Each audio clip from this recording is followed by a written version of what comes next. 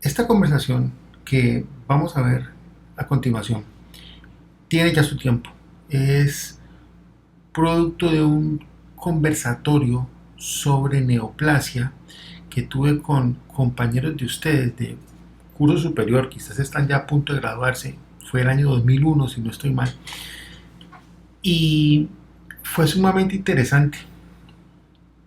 Fue muy interesante porque discutimos aspectos muy relevantes sobre las neoplasias y, y creo que ustedes a 72 horas del examen de evaluación de neoplasia, habiendo visto las clases ya, habiendo visto una clase que ellos no tuvieron en su momento como fue evolución clínica de las neoplasias, pues este resumen va a caerles muy bien, va a ser muy conveniente. Entonces espero que les guste este video. Es un poco largo, un poco ladrillo, pues, sí, pero tiene información muy conveniente. Y son sobre todo datos que ustedes no deben olvidar nunca como estudiantes ni como médicos acerca de neoplasia. El video, como dicen ahora ustedes, está remasterizado. No quiere decir que mejore la calidad, no sé hacer eso, yo esas cosas técnicas no tengo ni idea, pero sí le complementé textos y fotos que van a hacer mucho mejor el conversatorio. También eliminé ciertas partes eh, de uh, preguntas que no tenían mucha trascendencia, entonces es posible que vean cosas como saltos de ese tipo en el video y cosas así, porque edité partes que no iban, ¿no? Preguntas que eran muy obvias o preguntas que no tenían mucha trascendencia al caso. Entonces, eliminé esas preguntas, pero en general, después de que vean el video van a ver qué valioso es este, este documento que les dejo ahí para prepararse para su examen. Espero que les sirva y eso es todo.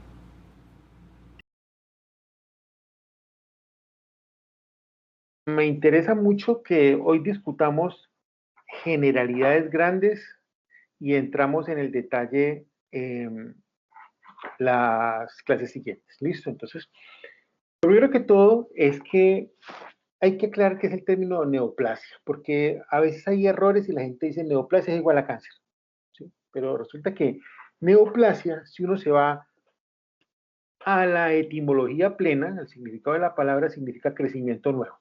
Neo nuevo, plasia, crecimiento. Crecimiento nuevo, ¿cierto?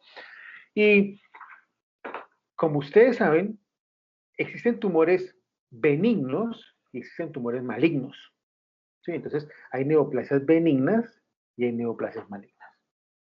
Como tal, lo que le llamamos cáncer solamente son los tumores malignos. ¿Ya? Los tumores benignos no se les puede llamar cáncer, son neoplasias benignas, por definición. Esa diferencia entre un tumor benigno o un tumor maligno está relacionada directamente al curso de la enfermedad, es decir, al comportamiento clínico de la enfermedad.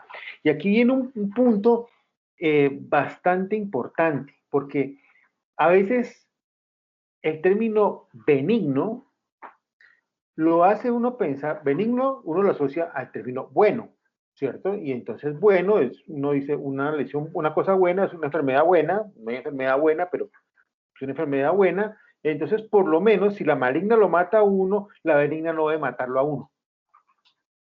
Y ojo, por lo general, desde el punto de vista clínico, casi siempre ocurre.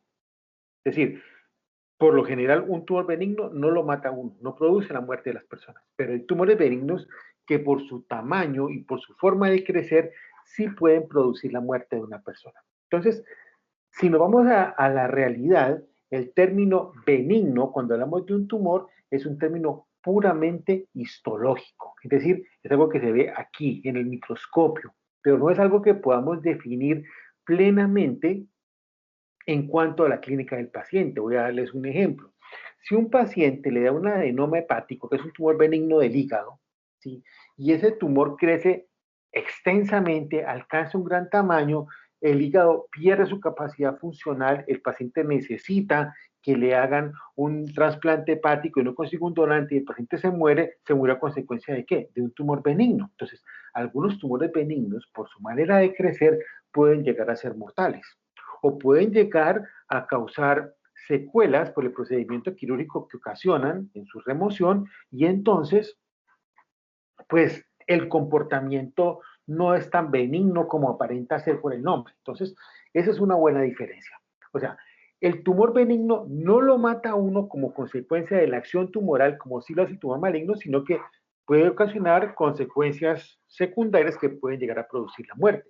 Otro buen ejemplo ocurre con los meningiomas. Los meningiomas son unos tumores benignos que ocurren aparecen en las meninges, que potencialmente pueden llegar a producir una herniación cerebral y al producir la herniación cerebral puede producirse la muerte. Entonces, no lo mata uno el tumor, pero las secuelas de lo que produce el tumor sí pueden llegar a producir la muerte, ¿no? Muy bien. Ahora, las neoplasias benignas tienen varias particularidades. La primera de ellas, suelen permanecer localizadas en un mismo sitio. Es decir, las neoplasias benignas, por lo general, carecen de capacidad metastásica. Existen algunas que sí tienen capacidad de hacer metástasis.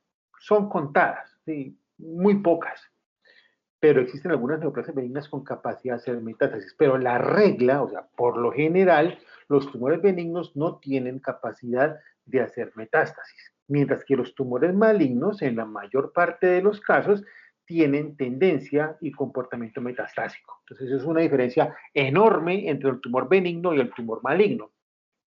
Ahora, para que una célula se convierta en una célula neoplásica, dicha célula normal debe desarrollar una serie de mutaciones que le permitan no obedecer más a los, mmm, primero que todo, a las leyes de la genética, ¿sí? Y segundo, a toda la estructura celular que la rodea. Es decir, una célula neoplásica es una célula desobediente, ¿sí? Que deja de responder genéticamente a los cambios que están predeterminados desde el punto de vista genético para las células y comienza a comportarse diferente en cuanto a función y a reproducción. Y ahí arranca entonces una reproducción celular anómala, que es la que desemboca en el desarrollo del proceso neoplásico. Esto ocurre tanto en el tumor benigno como en el tumor maligno. Ahora, una característica de las células tumorales es que ellas crecen de manera desorganizada, ¿sí? Y otra característica es que para poder crecer, los tumores malignos requieren sangre, es decir, requieren irrigación sanguínea. Sin irrigación sanguínea es muy difícil que un tumor crezca. Entonces, los tumores, por medio de diferentes mecanismos, logran eh, efectuar algo que conocemos con el nombre de angiogénesis, es decir, formación de vasos. La angiogénesis es utilizada para el crecimiento tumoral. Sin angiogénesis no hay crecimiento tumoral, no hay ninguna posibilidad que eso suceda. Entonces, los células tumorales tienen que, por diferentes mecanismos, generando hipoxia, necrosis, generando eventos reparativos, logran que se formen nuevos vasos y esos vasos son utilizados para su crecimiento. Sin un buen acceso sanguíneo es imposible que un tumor crezca. ¿De acuerdo? Entonces, esos datos son muy importantes. Habiendo hecho esa introducción somera, entonces, es importante aclarar que en este capítulo de neoplasia, pues vamos a discutir los términos básicos asociados con neoplasia, las características que nos pueden distinguir una neoplasia benigna de una neoplasia maligna. Vamos a discutir aspectos epidemiológicos, etiológicos de las neoplasias, efectos de los tumores, incluyendo los llamados síndromes paraneoplásicos, carcinogénesis básica, hablando de genes promotores y supresores. Vamos a hablar de diagnóstico de tumores y vamos a hablar de estratificación y gradación básica de un tumor. Obviamente, buena parte de lo que es neoplasia se tiene que completar cuando veamos sistemas. Entonces, cuando ustedes vean cada sistema respiratorio, nervioso, hay que hablar de los tumores propios de cada sitio. Entonces, eso es un capítulo general. Muy bien.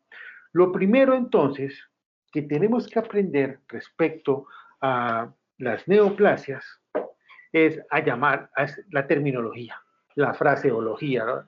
Cómo llamarlas. En primer lugar, ustedes escuchan que la gente a un cáncer le llama tumor, masa, neoplasia, nódulo.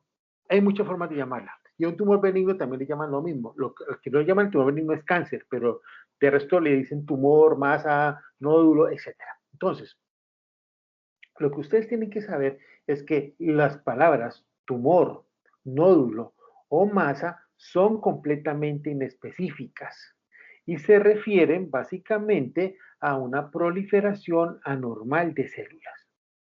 Entonces, no lo vayan a olvidar.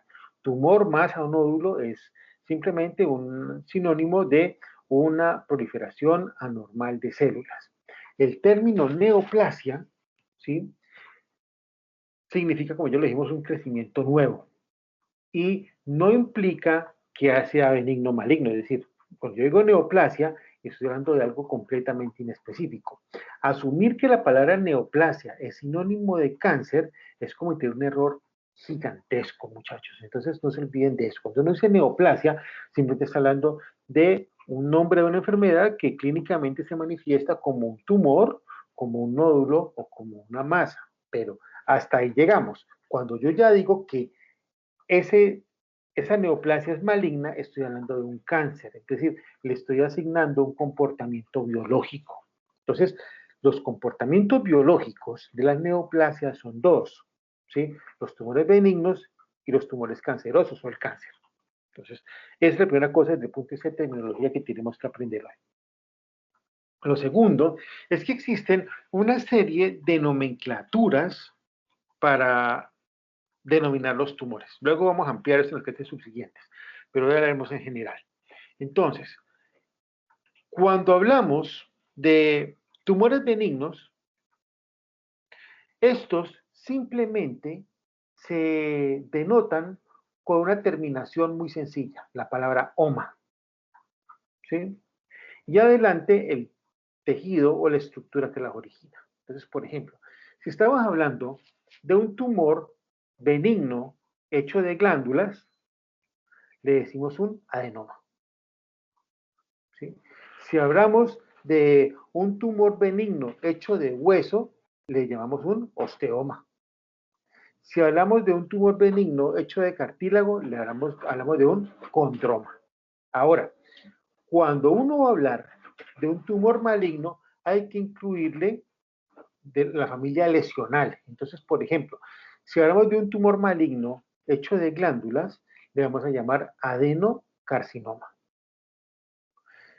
Si vamos a hablar de un tumor maligno de hueso, llamamos osteosarcoma. Sarco se refiere a tejidos blandos, es decir, hueso, cartílago, vasos sanguíneos, es decir, todos los tejidos blandos siempre llevan el término sarco, ¿sí? Entonces, angiosarcoma, tumor maligno de tejidos blandos de tipo vascular, ¿sí? Entonces, de esa manera uno logra nombrar. Logra nombrar es los tumores. Ahora, nombrar los tumores benignos es muy sencillo. Solamente pónganle oma. Entonces, adenoma, tumor benigno de glándulas. Condroma, tumor benigno de cartílago. Osteoma, tumor benigno de hueso. Cualquier tejido que usted le colocan, oma es sinónimo de tumor benigno. Ahora, existen excepciones a la regla. Cuando vamos a hablar de tumores malignos, hay que tener en cuenta que existen cuatro grandes familias de tumores malignos. Cuatro. La primera, los tumores malignos de origen epitelial. Cuando ustedes tienen un tumor maligno de origen epitelial, siempre lo van a llamar con el término carcinoma. Entonces, cualquier tumor maligno que se origine en un epitelio se llama un carcinoma. Si es en un epitelio glandular, se llama adenocarcinoma. Entonces, cuando se oyen hablar de un adenocarcinoma de colon, lo que les están diciendo es que se trata de un tumor maligno que se origina en las células del epitelio de las glándulas del colon. ¿Sí? Adenocarcinoma de pulmón, tumor maligno originado en las células del epitelio de las glándulas del tracto respiratorio inferior, del pulmón. ¿De acuerdo? Si ustedes escuchan hablar carcinoma anal, les están hablando de un tumor maligno originado en el epitelio de revestimiento del ano. Carcinoma escamoso de pulmón, les están hablando de un tumor originado en las células epiteliales del aparato respiratorio. ¿Sí?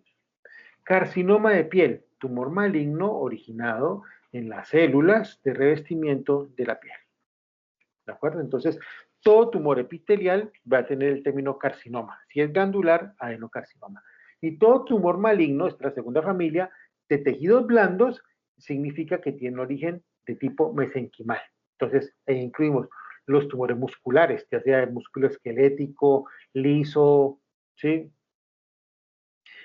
Tejido adiposo, vasos sanguíneos, hueso, cartílago.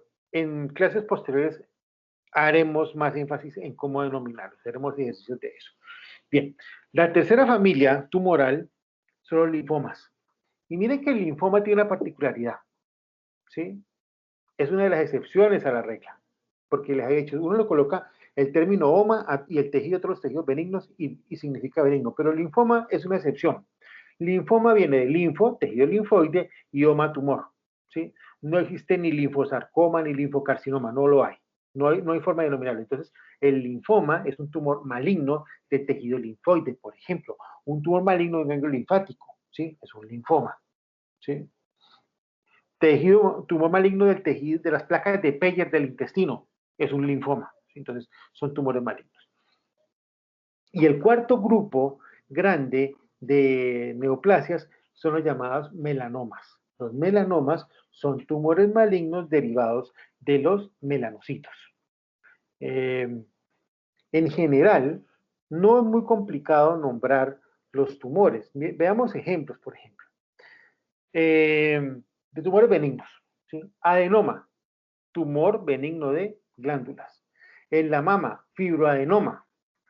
Miren que se tiene un compuesto doble, fibro y adeno, y oma tumor. Entonces es un tumor que tiene componente fibroso y componente glandular. Es un tumor muy común en mujeres jóvenes en la mama, completamente benigno. Otro tumor benigno, leiomioma.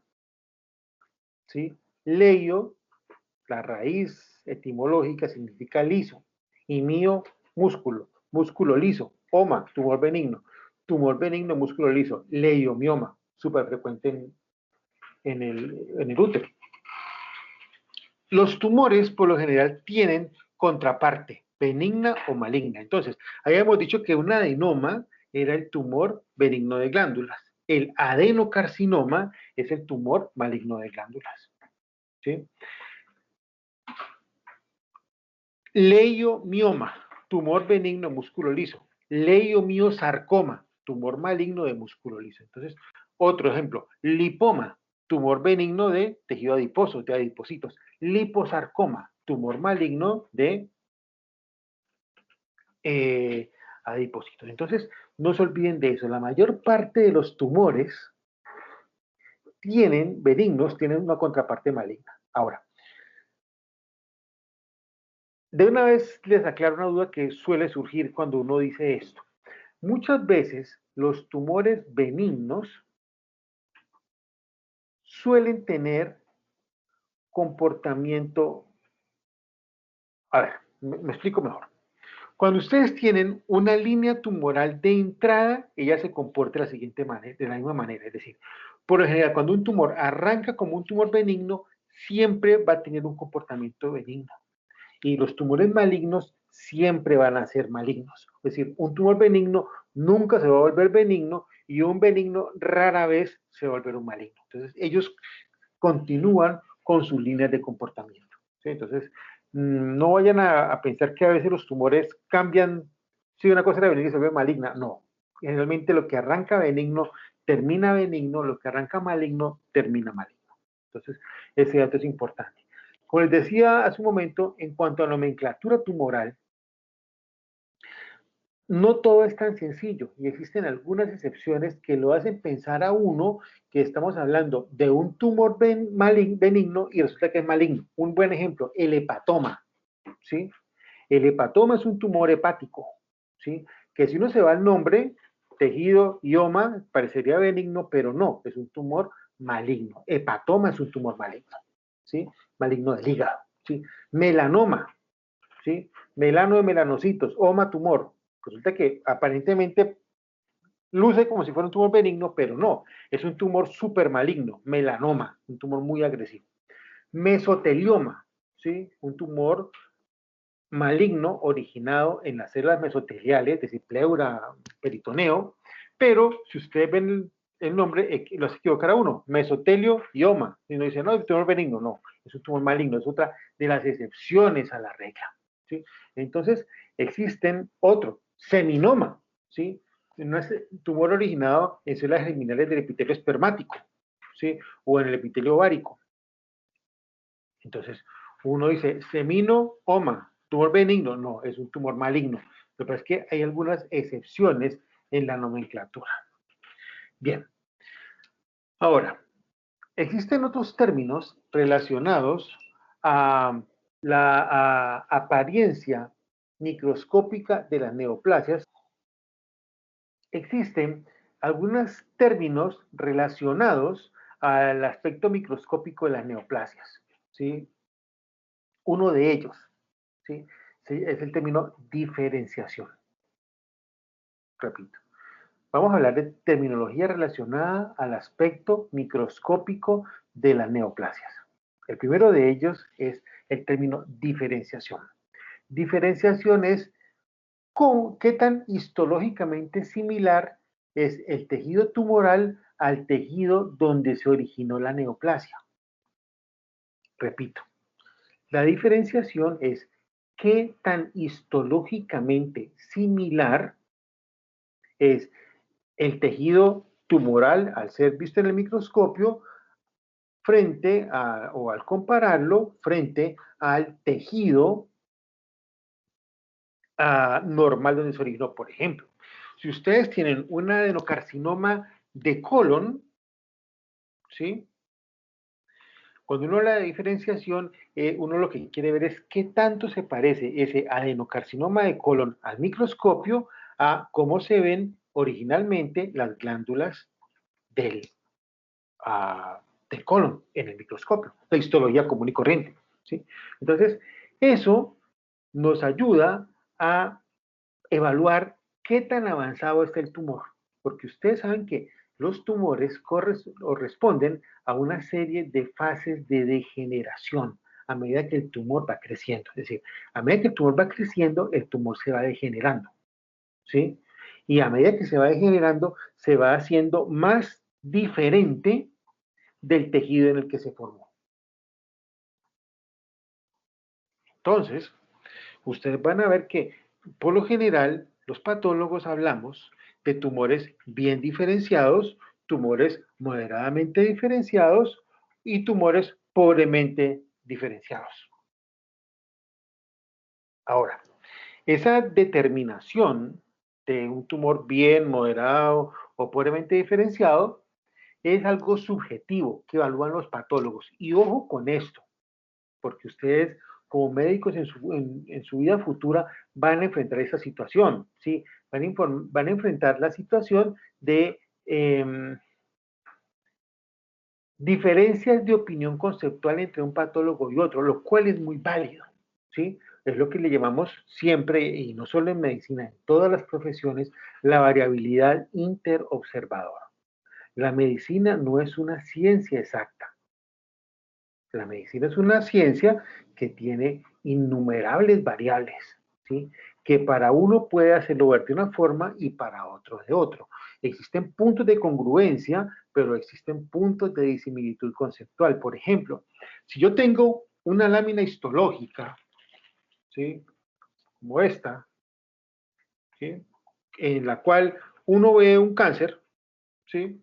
Probablemente, si yo le muestro esa placa a 20 o 30 patólogos, a no ser que sean casos de altísima dificultad y con mínima representación del tumor, todos vamos a estar de acuerdo en que el tumor es un cáncer lo que hay ahí. ¿Sí? Es claro eso. Pero cuando hablamos de diferenciación, para algunos el tumor puede ser bien diferenciado, para otros moderadamente diferenciado. Puede haber cercanía, o sea, si todos vemos bien diferenciado un tumor, y alguien dice que está pobremente diferenciado, obviamente hay uno o todos están, o uno o los demás están fuera de foco, ¿sí? Pero por lo general hay consenso, o aproximadamente un consenso, pero siempre existirá algún grado de variabilidad interobservador. Y eso es muy notable cuando enfrentamos aquellas categorizaciones en los tumores en las cuales hay que dar un grado correspondiente a un número, un grado nominal. ¿Alguno de ustedes ha escuchado el llamado ER2?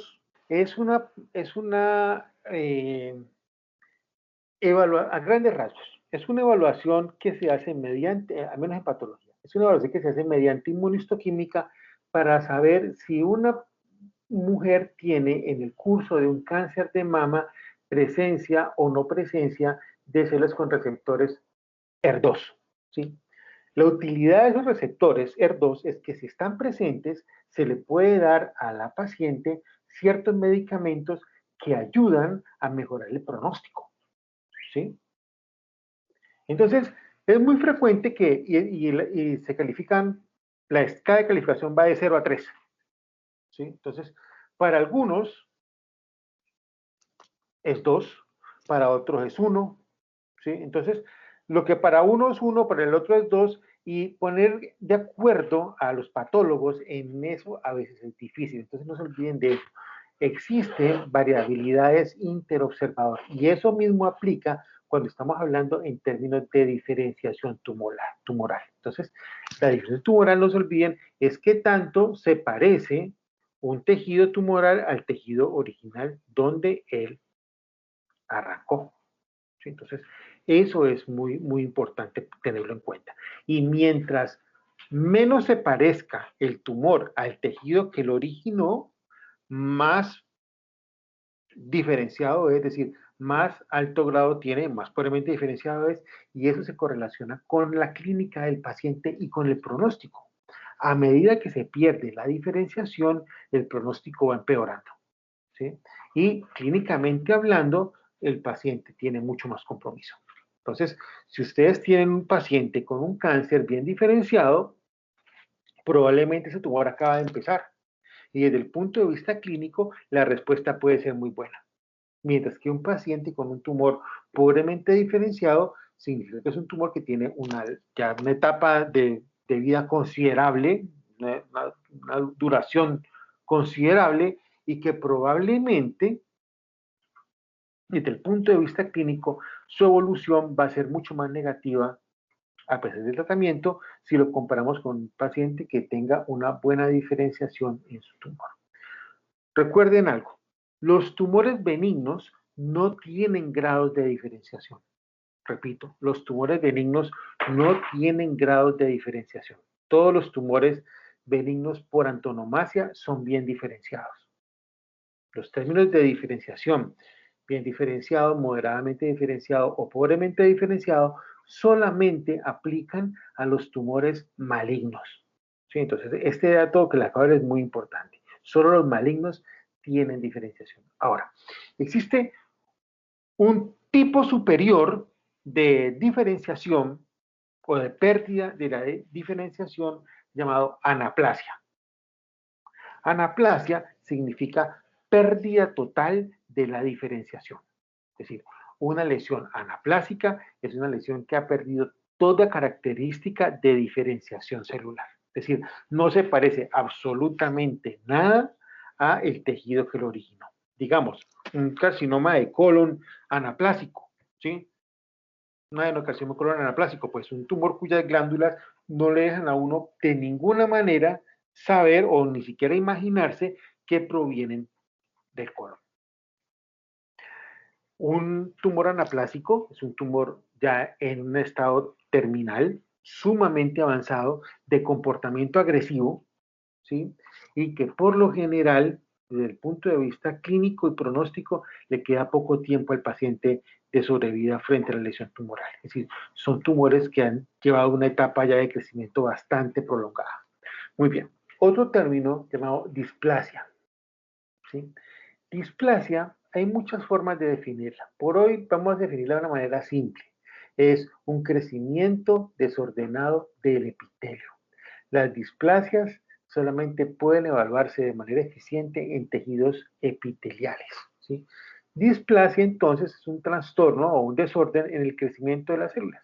Entonces, displasia, desde el punto de vista clínico, podemos hacer podemos definirlo de una manera bastante sencilla, ¿sí? Es la cuota inicial de un cáncer, ¿sí? Repito, una displasia puede ser definida desde el punto de vista clínico como la cuota inicial de un cáncer. Ahora, las displasias tienen algunas características importantes. La primera de ellas, existe un porcentaje de displasias que pueden revertir y muchas de ellas revierten de manera espontánea, ¿sí? O lo hacen eliminando el agente causal. Entonces, eso es un dato de muchísimo valor. Digamos, si usted tiene una displasia, digamos, voy a darles un ejemplo. Ustedes fuman, muchos años fumando, y ya han tenido reparación, inflamación, metaplasia, y luego siguen con una displasia, ¿sí? Si ustedes cuando les aparece la displasia paran de fumar, en ese momento existe remotamente, pero existe la posibilidad de que la lesión, al desaparecer el estímulo injuriante, que era pues, los carcinógenos del tabaco, la lesión revierta, ¿sí? Entonces pase de ser una lesión benigna a ser una lesión, pero durante una lesión que iba para malignidad a ser una lesión benigna y luego se vuelva normal. ¿Qué porcentaje de displasias suelen revertir? En realidad el porcentaje es muy bajo, ¿sí? Suele ser inferior al 10%. Un buen ejemplo de displasia es lo que ocurre en el cérvix cuando hay una infección por papillomavirus humano, ¿sí?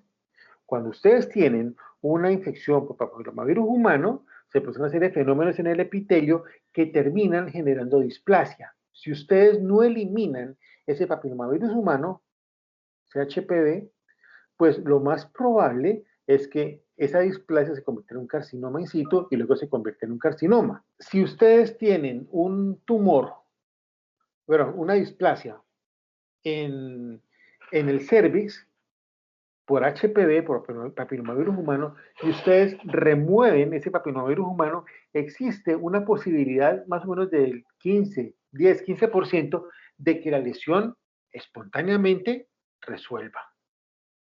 ¿De acuerdo? De lo contrario, la lesión puede progresar y convertirse en un carcinoma in situ y luego convertirse en un carcinoma. La displasia no es una malignidad. La displasia no es un cáncer. Pero ojo, la displasia sí es un precursor de malignidad. Por eso decir que la displasia es la cuota inicial de un cáncer es completamente cierto. Ahora, es verdad, no todas las displasias progresan a malignidad. Las displasias pueden ser reversibles, pero el porcentaje de reversión es bajo. Y para que haya reversión de una displasia, se requiere, necesariamente tiene que ser así, que el agente injuriante, el agente que incita, ¿sí?, el desarrollo de la displasia sea removido. Entonces, eso es muy importante. ¿Alguna pregunta está ahí? Sí, profe, una pregunta, Dime, pero era del claro. tema anterior, profe. O sea, dijiste que la anaplasia es una pérdida total ya de la diferenciación, ¿cierto? Correcto, O sea, sí. ya no se puede comparar con el tejido que se originó, pero en ese Ujú. caso, si a una persona le encuentran un cáncer de tipo anaplásico, ¿se dice así? Sí, ¿Ya se le da para cuidados paliativos o se le puede hacer algún tratamiento? O sea, bueno, ¿hay alguna manera de que sobreviva el paciente o ya? bueno, eso es una gran pregunta, ¿sí? si un paciente con un cáncer anaplásico se pasa directamente a cuidados paliativos o no. La respuesta es depende, ¿sí? Depende de muchas cosas. Depende del estado funcional del paciente, porque es que hay gente que llega a una condición anaplásica y el paciente no está tan deteriorado. Recuerden que un cáncer es un crecimiento independiente del cuerpo. ¿Sí? Entonces tú puedes tener un tumor de 4 o 5 centímetros súper anaplásico, pero tú todavía estás bien funcional. ¿Sí? ¿Por qué quitarse la oportunidad de tratar el tumor anaplásico? Hay tumores anaplásicos que responden, ¿sí? O sea, anaplasia no es sinónimo de muerte. Ahora, cuando hablamos de posibilidades ya es otra cosa. La posibilidad que uno lo mate un tumor anaplásico es grandísima, ¿sí? Está más del otro lado que este, pero de que se puede dar, se puede dar. Ahora, si estamos hablando de un paciente que ya ha sobrepasado unas etapas tumorales sumamente largas, que está en estado caquéctico, deteriorado físicamente, con múltiples metástasis, ¿sí? Con una pérdida de peso notable, con dolor inmanejable, pues probablemente lo mejor con un tumor anaplásico es llevar los cuidados paliativos. Entonces, dependiendo de la condición clínica del paciente, ¿sí? Uno considera a dónde lo lleva. ¿Sí? Pero por lo que sí es cierto, y es algo que es muy importante, que no quiero que me vayan a malentender por lo que le acabo de decir, es que la mayor parte de los pacientes que están en condición anaplásica de un tumor están en muy mala condición general, ¿sí? Y están más cerca de morir que cerca de sobrevivir. Y su pronóstico es pésimo. O sea, entonces, si hablamos de si lo manejamos todos a cuidado paliativo o les hacemos el último intento, pues dependiendo cómo esté el paciente, desde el punto de vista clínico y funcional. Ahora, si vamos a hablar desde este aparato, desde el microscopio, ¿sí? Con una anaplasia no hay nada que hacer. Entonces, siempre ustedes como clínicos tienen que leer lo que dice el patólogo y correlacionar ese papel, ese informe, esa hoja de patología, el reporte, con el señor que está al frente. Y usted decir, este señor, frente a esto y como está ahí, pues ofrezcámosle esto o no le ofrecemos nada. ¿De acuerdo? Entonces, siempre tienen que correlacionar una cosa con la otra. Ahora, hablemos de terminología miscelánea relacionada a neoplasia, porque es que para completar la cosa y para hacerla más difícil, existen los llamados tumores misceláneos. Es decir, tumores mixtos, o más que mixtos, no, mezclados, tienen de todo. ¿Sí? Un sancocho ahí de tejido tumoral, digámoslo de esa manera. Entonces, existe un tipo de tumor llamado amartoma, amartoma con H. Un amartoma es una colección desorganizada de tejido. Es decir, es como usted coge y le echan al tejido, al tumor, tejido adiposo, cartílago, epitelio, ¿sí? Un pedazo de músculo, ¿sí? Un pedazo de vaso sanguíneo, y entonces lo ponen ahí y eso es una amartoma, ¿sí? Pero la gran particularidad es que el amartoma, a pesar de que es una mezcla de tejido desorganizado y forma una masa, ¿sí? Todo ese tejido es normal. Y curiosamente, a pesar de que dice OMA, los amartomas no son neoplasias. ¿Sí? ¿Por qué no son neoplasias? Porque en los amartomas no hay una pérdida del control del crecimiento celular, simplemente los tejidos se intermezclan ahí. ¿Sí? Entonces, eso es un amartoma, una colección desorganizada de tejido que forma una masa que y esa masa no tiene características de crecimiento tumoral. Ahora, para hacer una amartoma, tiene que cumplirse una regla. Ojo a esto, ¿no? Esta es la clave del temita. Para que sea una amartoma, tiene que cumplirse una regla. Y la regla es que ese tejido tiene que ser propio de ese órgano. Entonces, digamos, el amartoma más común, el amartoma pulmonar. Entonces ustedes encuentran ahí que hay cartílago, ¿sí? Hay músculo liso, hay epitelio, hay glándulas, hay tejido fibroconectivo. Entonces todo ese tejido es normal del pulmón. Entonces, un amartoma. ¿Sí? Si ustedes por alguna razón encuentran dentro de ese amartoma del pulmón, amartoma, un poquito de tejido tiroideo, ¿sí? En ese momento deja de ser un amartoma. se convierte en un tumor. ¿Por qué? Porque el tejido tiroideo pues, no es propio del pulmón.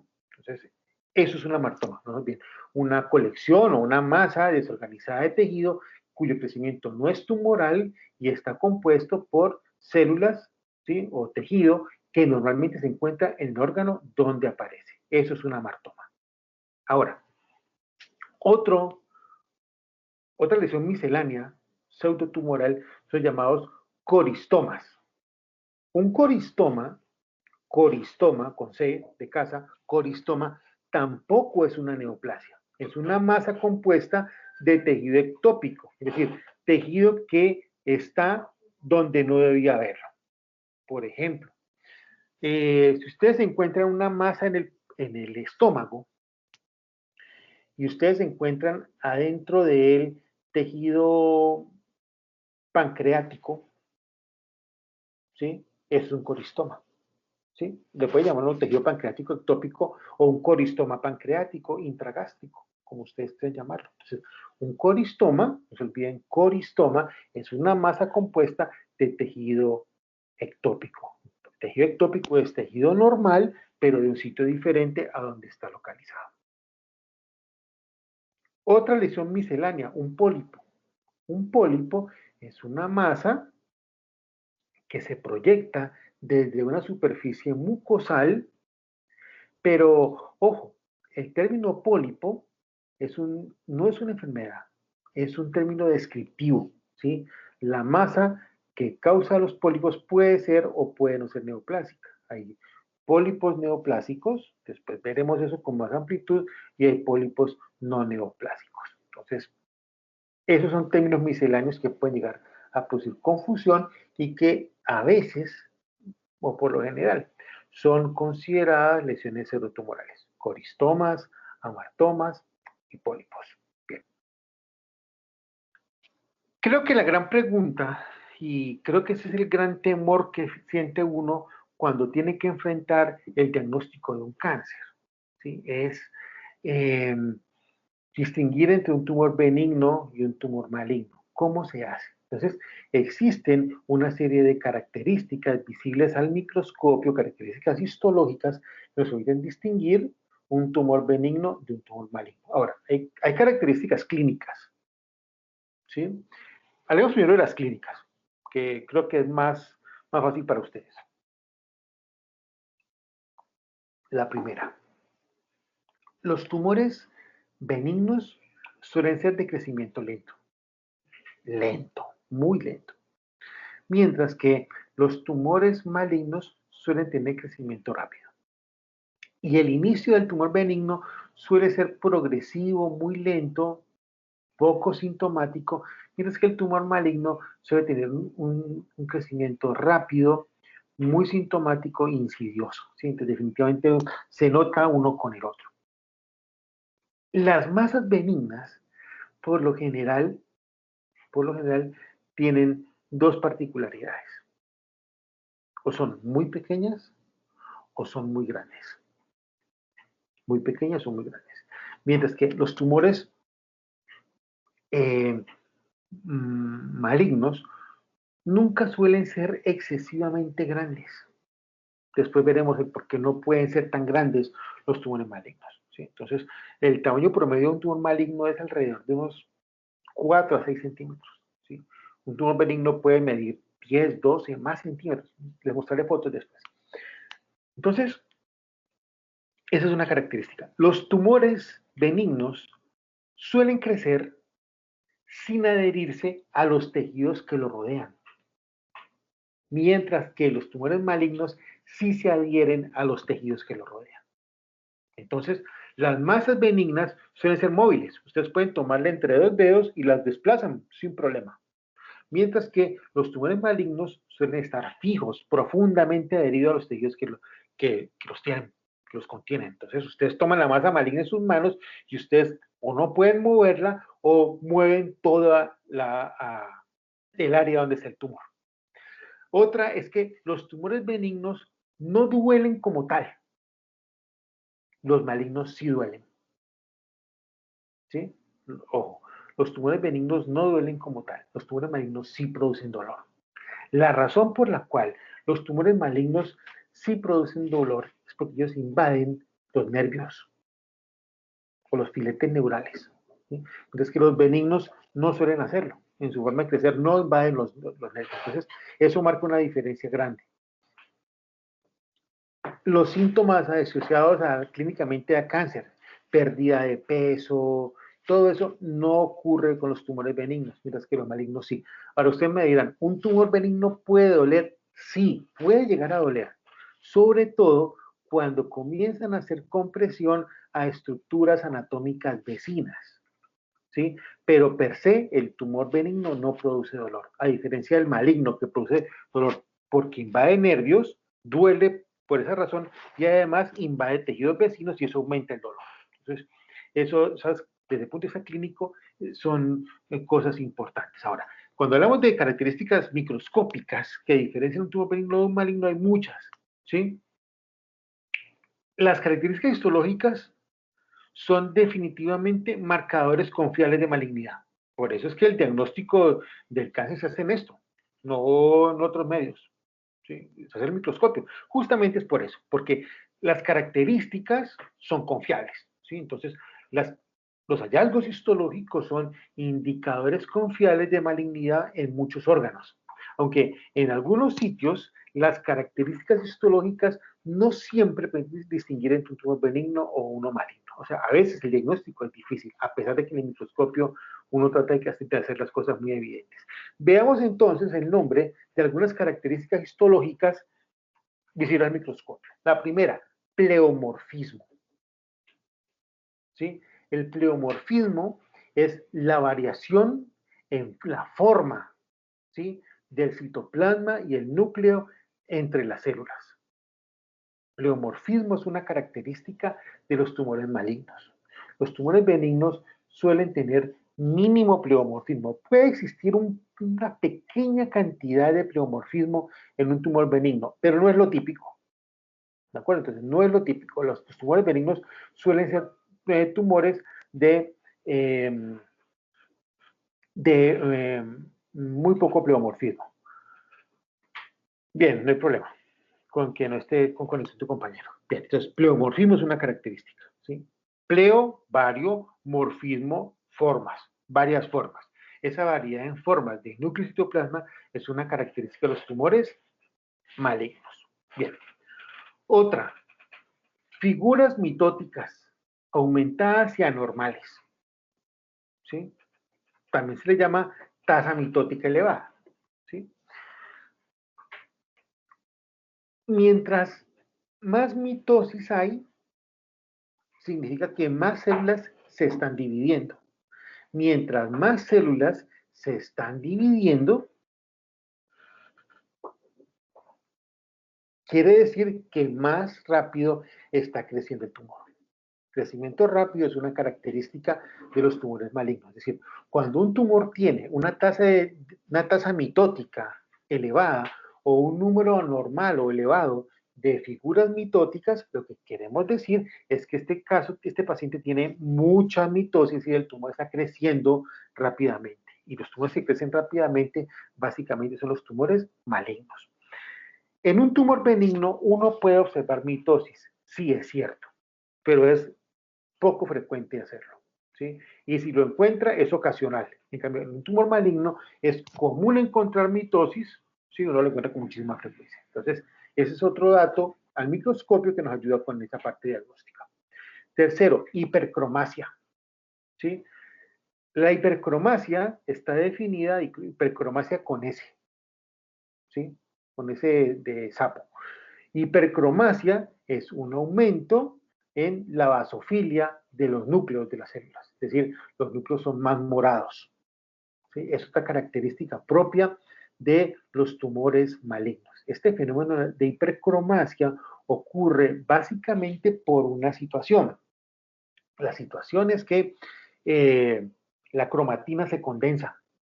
Entonces, la condensación de la cromatina, ¿sí?, hace que el núcleo se vea de un color más morado. Eso es una característica propia de los tumores malignos.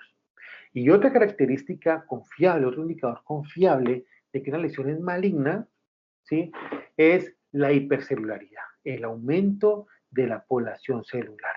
Entonces, mientras más células ve uno, sí, probablemente más frecuente es que sea esa lesión, una lesión tumoral. Ahora, otra cosa importante a tener en cuenta cuando uno evalúa tumores es la llamada tasa de crecimiento. ¿Sí? Ya hemos hablado de eso un poco hoy. En cuanto a tasa de crecimiento, sabemos que los tumores benignos tienden a crecer de manera lenta, mientras que los tumores malignos suelen crecer de manera mucho más rápida, ¿sí? Y generalmente, a medida que crece más rápidamente, es algo que es directamente proporcional a el grado de anaplasia. Entonces, si usted ven que un tumor pasó de medir 0 a 5 centímetros en un mes, ese tumor tiene una tasa de crecimiento elevadísima, ¿sí? Y la diferenciación de ese tumor es muy pobre o incluso anaplásica. Entonces, es un dato a tener muy presente, no lo vayan a olvidar. Segundo, existe algo llamado la fracción de crecimiento. La fracción de crecimiento está definida como la proporción de células neoplásicas en la fase proliferativa, ¿sí? En el punto en el cual la mayor parte de los tumores malignos son clínicamente detectados. Desde el punto de vista diagnóstico, en cuanto a fracción de crecimiento, y esto es uno de esos números mágicos que uno debe recordar, usualmente un tumor maligno es detectado cuando ha alcanzado el 20% de su vida, ¿sí?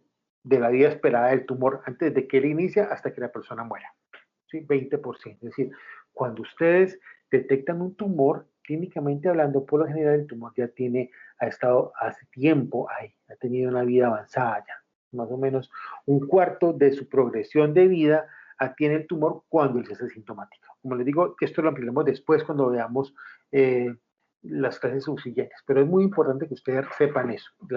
La fracción de crecimiento, repito, es la proporción de células neoplásicas en fase proliferativa en el punto en el cual el tumor maligno es detectado. Y la línea de corte que se ha parametrizado para detección de la mayor parte de los tumores malignos en cuanto a fracción de crecimiento es de un 20%. Es decir, la mayor parte de los tumores malignos se detectan desde el punto de vista clínico cuando ya han alcanzado un 20% de toda su longitud de vida. Más o menos así. Es decir, si una célula tumoral va a durar 100 días, más o menos en el día 20 es que se logra detectar. Antes de ese día 20 o de ese 20%, es muy difícil detectar clínicamente hablando una célula tumoral, ¿sí? Esa es una de las razones por las cuales la mayor parte de los tumores malignos solamente se detectan cuando su vida tumoral ya está avanzada. Y eso tiene unas implicaciones pronósticas muy profundas, ¿sí? Porque eso significa que la posibilidad de tratar el paciente disminuye. ¿Sí? Entonces, a veces uno logra detectar tumores tempranamente, de manera incidental. Les voy a poner un ejemplo. A veces uno llega y sacan un pedazo, me pasó hace un par de años tal vez. Llegó al laboratorio un estómago de una paciente que le habían hecho un slip gástrico, una cirugía bariátrica. ¿Sí? Y cuando abrimos el estómago, yo vi alguna área rara y dije, voy a cogerle un corte. Ahí, un corte para ver qué pasa. Tremendo cáncer. ¿Sí? Pero, ¿qué pasó? Estaba en fase inicial. Entonces, en fase inicial, el paciente se le informa, se trata, sobrevida muy buena. Si ese paciente llega al 20% y el tumor ha avanzado mucho más, y su pronóstico es mucho más malo en relación al de este paciente que se le encontró incidentalmente el tumor. Otro ejemplo, durante el periodo de la pandemia, muchos pacientes dejaron de consultar al médico. Entonces hubo una interrupción en el manejo médico y una cantidad de pacientes vinieron a consultar en ese pequeño hiato que tuvimos entre la pandemia a principios de año, esa pequeña cuarentena que tuvimos y el periodo del paro, que se alargó casi tanto como una cuarentena. Pues en ese tiempo encontramos en un lapso de un mes 4 o 5 adenocarcinomas de vesícula biliar que son sumamente raros, ¿sí? En hallazgos de manera incidental. Nunca los operaron pensando que iba a haber un cáncer. Cuando revisamos la historia clínica de esos pacientes, encontramos que la mayor parte de ellos venían consultando por síntomas y signos en el hipocondrio derecho y orientados semiológicamente a la vesícula biliar que no fueron tratados oportunamente. ¿Cuántos de esos pacientes, si se hubieran operado el año pasado, no habrían tenido ese cáncer que encontramos temprano, pero cáncer al fin y al cabo este año de manera incidental? ¿Sí? Entonces, eso es algo que hay que considerar. Eso es lo que llamamos la fracción de crecimiento tumoral. Otra particularidad clínica de los tumores malignos es la capacidad de invasión y metástasis. Y ojo que son diferentes las dos cosas. Cuando yo hablo de metástasis, estamos hablando de extensión a distancia, por definición es así, a distancia. Mientras que invasión, hablo de vecindad. Entonces, digamos, si un carcinoma de estómago, ¿sí?, compromete el aumento mayor, el aumento menor, coge un poquito de colon transverso, coge el páncreas, coge el hígado, probablemente esa lesión no es metastásica, esa lesión es por invasión, invasión por vecindad, ¿sí? Mientras que si yo encuentro de ese mismo paciente con cáncer de estómago una lesión ubicada en el pulmón, un nódulo pequeñito por allá metido en el interior del hígado, ¿sí?, le encuentro un foco de tumor en cerebro, esa lesión sí es metastásica. Entonces, la diferencia grande entre metástasis e invasión es que una es a gran distancia y otra es en áreas vecinas. La segunda diferencia grande es que la diseminación metastásica generalmente se hace por dos vías, vía linfática o vía sanguínea, mientras que la diseminación o la invasión se hace por extensión directa del tumor. El tumor crece y invade los tejidos que están al lado. ¿De acuerdo? Entonces, es diferente. Entonces, miren el caso del hígado. El hígado está al lado del estómago, ¿sí? Un tumor puede invadir, un tumor de estómago puede invadir el hígado porque se le extiende al lado, ¿sí? Se invade el ligamento y se le mete al hígado. Pero al mismo tiempo, ¿sí?, por vía linfática pueden irse células tumorales del estómago al hígado. Entonces uno puede tener ambas cosas simultáneamente en un paciente o una sola de ellas. Bien, ahora, en cuanto a sitios comunes de metástasis, ¿sí?, los síntomas comunes de metástasis definitivamente son dos, hígado y pulmón, ¿sí? Me dirán ustedes, ¿cuál es más común? La respuesta es, no hay uno más común, depende. ¿Depende de qué? Del tipo de tumor, de la raza y el género del individuo, y también depende de algunas características del propio tumor.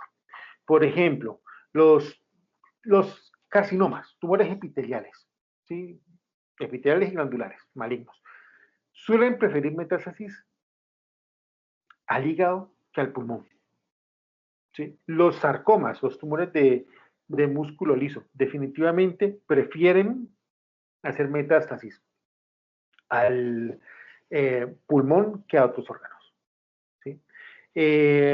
Tumores originados en células germinales, por ejemplo, testículos, primero prefieren hacer pulmón y luego otros sitios. Ahora, ¿qué otros sitios son sitios frecuentes de recepción de metástasis? Bueno, después de pulmón e hígado, el sitio más común para metástasis suele ser el cerebro. El cerebro es un muy buen receptor de metástasis. ¿Por qué razón son tan frecuentes las metástasis en esos órganos? Pues porque son órganos por los cuales la sangre pasa todo el tiempo en gran cantidad, ¿sí? Entonces, pasa en cerebro, pasa en hígado, pasa en pulmón. Si vamos a género, por ejemplo, un sitio muy común para metástasis son los huesos de la columna. Y en general los huesos de las costillas también son muy frecuentes receptores de metástasis. Por ejemplo, en mujeres el cáncer de mama con frecuencia hace metástasis a la reja costal anterior. ¿Sí?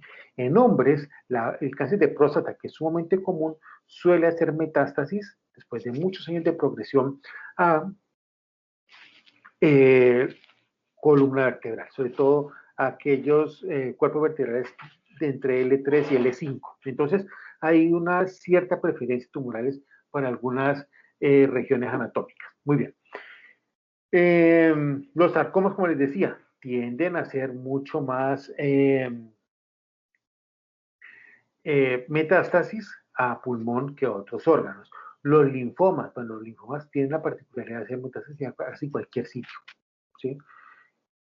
Aún más allá del sistema linfático. Entonces, esa es una particularidad que hay que tener en cuenta. Ahora, también existen algunas malignidades que no hacen metástasis. Y ese es un dato importante. Hay tumores que no hacen metástasis. Y no son tumores cualquier cosita. Estoy hablando de tumores primarios del cerebro, los gliomas, ¿sí? Los gliomas, como ustedes verán más adelante cuando vean el sistema nervioso, son tumores sumamente agresivos, con tasas de mortalidad altas y complicaciones muy grandes. Pues deriva de tumor cerebral, ustedes se imaginan cómo es eso. Pues bien, los gliomas, por la barrera hematoencefálica, no salen del sistema nervioso central. Entonces son tumores que aparecen en el cerebro y se quedan en el cerebro. Eso sí, causan un daño inmenso, pero se quedan ahí.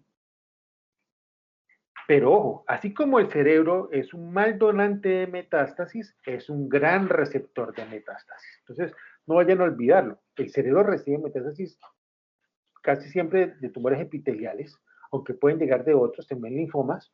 Sarcomas no tanto, es raro, pero puede ocurrir. Pero el cerebro no es un buen generador de metástasis. Sí es buen receptor, mas no es buen generador. Otros tumores que no hacen metástasis, el carcinoma vasocelular de la piel, por ejemplo, ¿sí? El carcinoma escamocelular de la piel. El carcinoma escamocelular de la piel puede producir metástasis, sí, pero es muy raro, ¿sí? Es menos del 10%, incluso menos, 7 al 5% de metástasis. Por tanto, como tal, no es un tumor que haga metástasis. Lo que pasa es que sí son muy destructivos desde el punto de vista local los carcinomas de piel, más no hacen metástasis. Una particularidad es que cuando un tumor no tiene una buena capacidad metastásica, lo que sí tiene es una excelente capacidad de hacer invasión. Repito, cuando un tumor no tiene buenas capacidades de hacer metástasis, lo que sí son es tumores de alta capacidad invasiva. Entonces, ese dato es un dato mayor. Más o menos, para que se hagan ustedes una idea de qué tan importante es esto, el 30% de los tumores malignos sólidos han hecho metástasis al momento en que son clínicamente detectados. Entonces, miren cómo complica el pronóstico y el tratamiento de los pacientes. Dijimos que los tumores son detectados cuando han alcanzado el 20% de su vida. Pues bien, regamos la cifra a otro lado. El 20% de los tumores, ¿sí? Cuando son detectados, ¿sí? Ya han hecho metástasis, ¿sí? 20%. Si eso lo traemos a cifras, eso quiere decir que más o menos 1 de cada 5 pacientes con cáncer, al momento de detectarle el cáncer, ya tiene metástasis. Ese datico tan básico que les acabo de dar, ojo, 1 de cada 5 aproximadamente, 1 de cada 5 aproximadamente de pacientes con cáncer al momento del diagnóstico que tienen metástasis, significa que si ustedes dilatan el tratamiento por una u otra razón, ¿sí? Están aumentando la posibilidad de que se complique la situación para el paciente. Entonces, es fundamental el diagnóstico temprano, es clave para impactar el pronóstico de los pacientes. Muy bien. Ahora, ¿Podría repetir que dijo 1 de cada 5? Más o menos 1 de cada 5. Más o menos 1 de cada 5 pacientes con cáncer al momento del diagnóstico tiene metástasis.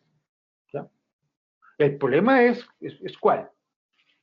Descubrir cuál es. ¿Sí? O sea, si uno estuviera la máquina adivinadora de metástasis, pues sería muy fácil, pero no sabemos cuál es. Todos los pacientes con cáncer hay que tratarlos igual, hay que intervenirlos rápidamente de la misma manera. Muy bien. Las células madre del cáncer. ¿Sí? Entonces, las células madre del cáncer son aquellas células que inician y sostienen una neoplasia. Entonces, para nosotros fue el concepto de una célula madre, normalmente. Una célula madre es aquella célula pluripotencial que entonces tiene la capacidad de dividirse y estimular de una forma o de otra, producir una célula de este tipo de tejido y otro tipo de célula, y se fue. Entonces la progenitora. ¿Sí? La célula progenitora del cáncer es aquella célula que inicia una neoplasia y la sostiene, digamos. La célula madre de un cáncer de pulmón es aquella célula epitelial del epitelio pulmonar que originó el tumor y esa es la célula madre. De ahí arranca todo. Ahora, ¿qué puntos hay importantes para recordar frente a las células madre o células progenitoras del cáncer? Bueno, para erradicar la neoplasia se requiere remover la o las células progenitoras que haya. Mientras uno no logre erradicar esa célula, ¿sí?, el tumor va a persistir. Puede que uno lo controle clínicamente, pero el tumor va a reaparecer. ¿Sí? Muchas veces el fracaso del manejo oncológico de un paciente radica ahí, que no se elimina la célula madre del cáncer. Voy a darles un ejemplo sencillo. Valentina, ¿tiene una pregunta? ¿Cuál era? Sí, profe. Sí, dímela. Le iba a preguntar que si en el momento de diagnosticar un paciente, el paciente ya tiene metástasis, ¿cuál sería la forma de darse cuenta cuál es el órgano primario? Uy, eso es dificilísimo. Miren, a veces pasamos horas haciendo eso, ¿sí? Y horas en términos de semanas buscando eso. Desde el punto de vista histológico, a veces uno encuentra cambios histológicos que son propios de un órgano, entonces uno puede ayudarles a ver eso. Sí, por ejemplo, a veces uno diferencia células que son de un cierto sitio, uno dice, voy a darles un ejemplo. Las células tumorales del cáncer de próstata se diferencian bastante, o sea, se diferencian, no digo en términos de diferenciación, sino de visión, ¿sí? De verlas en el microscopio se ven bastante bien. Entonces, eso uno las ve y dice, esta célula es tumoral y viene de próstata. Entonces, eso es una forma. La otra, inmunohistoquímica. ¿Sí? Una técnica auxiliar, ustedes ya creo que saben qué es la inmunohistoquímica, entonces una reacción antígeno-anticuerpo que permite establecer ciertas características de las lesiones, entonces uno dice, con alguna inmunohistoquímica yo puedo saber si estas células son de este o este órgano. Funciona no siempre, pero por lo general ayuda. Otra alternativa, imágenes. ¿Sí? Otra alternativa, examen físico. Entonces, a veces es muy difícil encontrar el origen tumoral. Otra cosa que sucede es que a veces los clínicos son demasiado incrédulos. Recuerdo un caso por allá, ¿qué año sería tal vez? 2011. ¿Sí? Estábamos en plena guerra aquí en Colombia. Entonces, un soldado estaba en combate en el Cauca. ¿Sí? Combate pleno. Y él comenzó a convulsionar allá arriba. Lo montaron en el helicóptero, lo evacuaron del área, lo trajeron a la clínica y como convulsionó, hicieron una resonancia, no una escanografía, le hicieron. Y le encontraron una masa en cerebro. Con esa masa en cerebro, entonces, lo toman y le llevan a cirugía y sacan un pedazo de tumor. Cuando yo vi la biopsia, me pareció mucho a un tumor originado en testículo. ¿Sí? Entonces, yo le escribí lo llamé al médico del piso y le dije, mira, a mí me parece que ese tumor que tiene el paciente probablemente viene del testículo. Hacer una palpación testicular es está la masa. No la hicieron. El mensaje perdió. 3 o 4 horas después me encontré el paciente en la mesa de autopsia en la clínica. Efectivamente tenía un seminoma gigantesco. en el testículo derecho. Nunca lo tocaron. O sea, el paciente no tenía pronóstico, ya no había nada que hacer. El tumor estaba invadido, había hecho metástasis por todos lados, el paciente se iba a morir, ¿sí? Pero, ¿sí? A lo que tú te refieres, buscarle primario, pues no lo buscaron, ¿sí? Ahora, si vamos a ver, ¿le ha servido encontrar primario en ese momento? Pues ya no, ¿sí? Pero de una forma u otra es importante que ustedes cuando tengan una lesión tumoral maligna siempre establezcan el origen primario, ¿sí? Y el primario uno lo puede establecer mucho por edades, por ejemplo. Entonces, la edad ayuda mucho a establecer el diagnóstico primario de una lesión, por ejemplo. En un hombre joven, por ejemplo, como ustedes, ¿sí? Hombres de menos de 25 años, todo cáncer que aparezca en la edad de ustedes como hombres debe incluir entre los diagnósticos diferenciales un tumor originado en testículo, ¿sí? Porque es un tumor de personas jóvenes, ¿sí? Una persona de la edad mía, ¿sí? Quinta edad de la vida, probablemente no deben buscarle como primario un tumor de testículo. ¿Por qué? Porque no es frecuente ese tumor en esa edad, ¿sí? Entonces, hay otros tumores propios de la edad en que yo estoy, así como hay tumores propios de la edad en que ustedes están. Entonces, eso uno lo aprende y eso es parte de la medicina que ustedes tienen que aprender más adelante. ¿Listo? Entonces, encontrar primarios es un arte y a veces es difícil. O sea, los tumores se esconden. Encontrar tumores no es tan sencillo como parecería ser. Muy bien. ¿Alguna otra pregunta por ahí? Bien, estamos hablando entonces de la célula madre cancerosa, tumoral, ¿sí? Entonces, hemos dicho que es la célula que inicia y sostiene la neoplasia, ¿sí? Y que si uno no la erradica, ¿sí? Por completo, a esas células que originan la neoplasia, pues eliminar el tumor es muy difícil y seguramente el tumor va a recidivar, ¿sí? Una causa frecuente de que un tumor recidive es la no eliminación de las células tumorales que lo han originado. ¿Sí? Entonces, pues es que muchas veces los tumores se tratan con quimioterapia y con radioterapia. Al mismo tiempo se hacen ambas cosas, ¿sí? Buscando eliminar lesiones a distancias y lesiones focales y primarias en el órgano donde se origina la lesión. Muy bien, pues quiero dejar por hoy con un tema sencillo.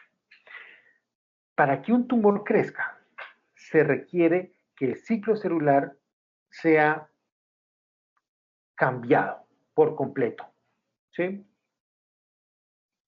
La célula tumoral, para poder progresar, tiene que hacerse inmortal. La inmortalidad celular es la gran característica de la célula cancerosa.